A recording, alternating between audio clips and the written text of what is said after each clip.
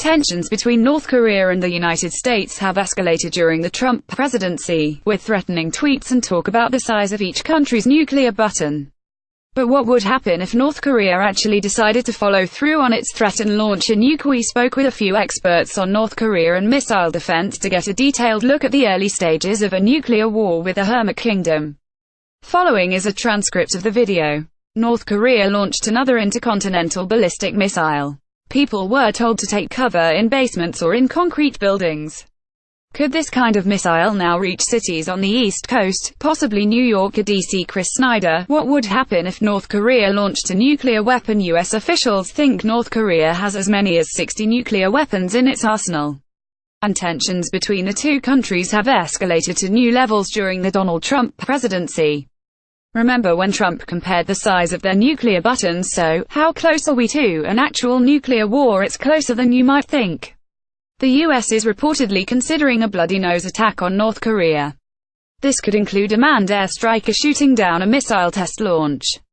Basically, a warning shot intended to humiliate North Korea. But this warning could be taken as an act of war. Jeffrey Lewis is an expert on disarmament, arms control, and nonproliferation.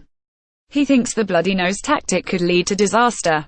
Jeffrey Lewis, the problem with the bloody nose approach is, imagine if you saw a guy holding a gun.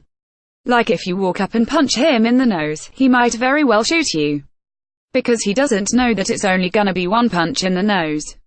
Snyder, it's also possible that a Trump tweet could push North Korea over the edge.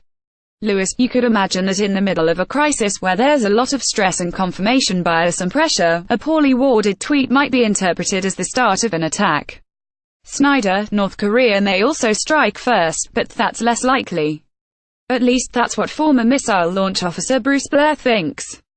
Bruce Blair, I would be willing to imagine that he would not launch a nuclear weapon at the United States or our allies unprovoked, because he knows that would be the absolute end of his regime. Lewis, they are worried that the Kim family will suffer the same fate as Saddam and his family or maybe Muammar Gaddafi. Snyder, regardless of the trigger, Lewis says North Korea's attack would be in two phases. In the first phase, North Korea would look to wipe out nearby U.S. defenses. They would launch nuclear missiles at U.S. forces based in Japan and South Korea. Lewis, when they talk about nuclear weapons, they say the mission of their nuclear weapons is to deter and repel an invasion. The purpose of those nuclear weapons would be to try to destroy the US's ability to invade them. So destroy the airfields where aircraft may operate out of. To destroy any troops that are massed. To try to damage ports. Snyder, the US has 30,000 troops based throughout South Korea. In the event of an attack, these troops would likely evacuate their bases and help prevent North Korean troops from crossing the border. Separating North and South Korea is the DMZ, a demilitarized zone. Tim Wright, this is the DMZ between North and South Korea.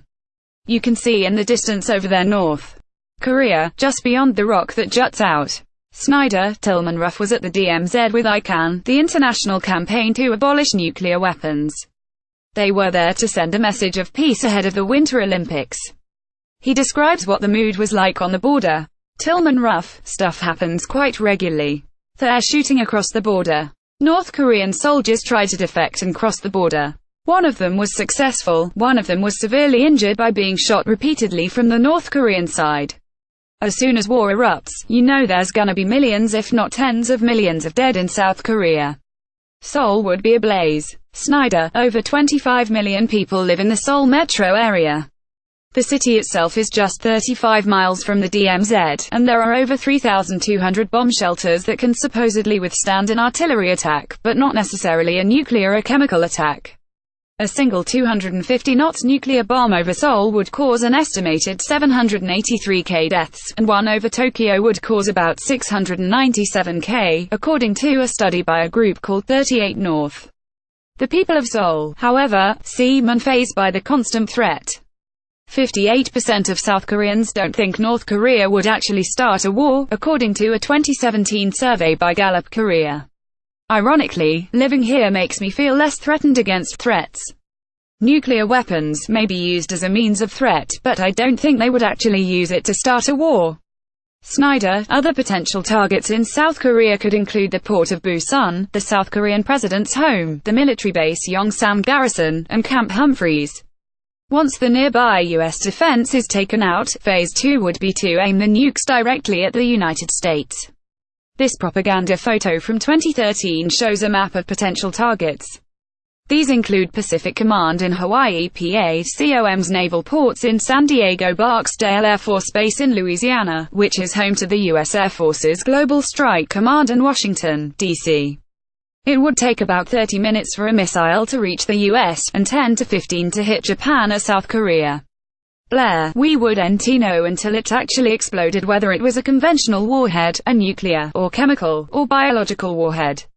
Snyder: so, how would the U.S. respond? Blair was a missile launch control officer with the U.S. Air Force.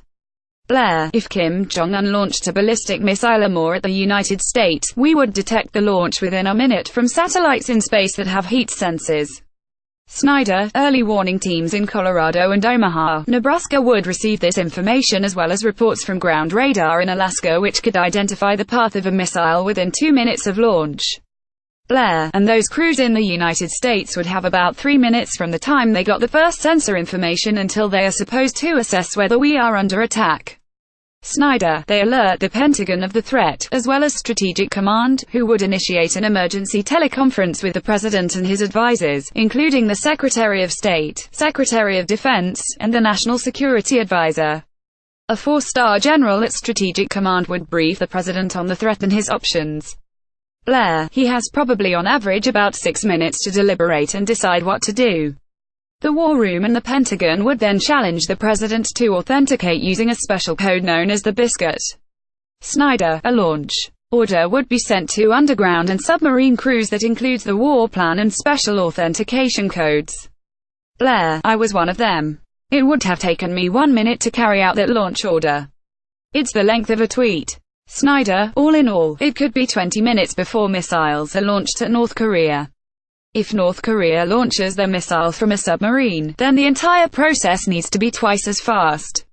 The US has 44 missile interceptors stationed in California and Alaska, but it's not a guaranteed defense. Blair: the odds are very low that a single missile could destroy a warhead. So we would have to launch a salvo of our missile interceptors to have any chance of destroying an incoming nuclear warhead. Snyder: F-35 fighter jets could also be used to respond to and kill missiles early in the launch, but we don't yet have this capability in the United States. North Korea may also fire off decoys to confuse our defenses, while the real nukes hit their targets. Millions of people could die if just one of these nukes hits a major city. While we have an alert system in place, and disaster relief with FEMA, there's very little someone can do to protect themselves in this situation. Blair: all of the bomb shelters and other protection that we had during the Cold War have all atrophied and basically been shut down. So we're starting all over again almost. Snyder: North Korea has no missile defense, so the US could very easily wipe out most of the country with its own nukes. But we are more likely to use non-nuclear options to stop them. Blair: we'd win a conventional war. We don't need nuclear weapons. Snyder: the US would target its nuclear reactors, missile production facilities, and launching pads for intercontinental ballistic missiles with stealth aircraft, submarines, and ships. There are estimates of about 200 launches spread around North Korea. The US would also try to take out Kim Jong-un, who would likely be moved to a bunker soon after a US airstrike. Lewis: with or without nuclear weapons, I don't think Kim gets out of this alive. Snyder: how would other countries respond? Japan and South Korea both have ground-based missile defense systems, Lewis, but those defenses, they don't really have a great operational record. Snyder: China's involvement would likely depend on who strikes first. Blair: China would almost certainly come to the defense of North Korea if the United States attacks first. It's also indicated to North Korea that if North Korea attacks first, it's on its own. In the case of Russia, I think it would more or less stand pat. Snyder: while a nuclear war would be devastating, it's a real possibility. Blair: I think that the odds are very significant that in the next 25 years, nuclear weapons will be used. Snyder: the Nobel Peace Prize-winning group ICAN is working on a treaty to end nuclear proliferation. Rough: I think the more promising approach is really a global one. That doesn't say nuclear weapons are okay for me but not for you. You better get rid of yours. But that says nuclear weapons are not okay for everybody. Blair's group, Global Zero, is working towards the same goal. Blair, we have to get rid of nuclear weapons. It's the only solution.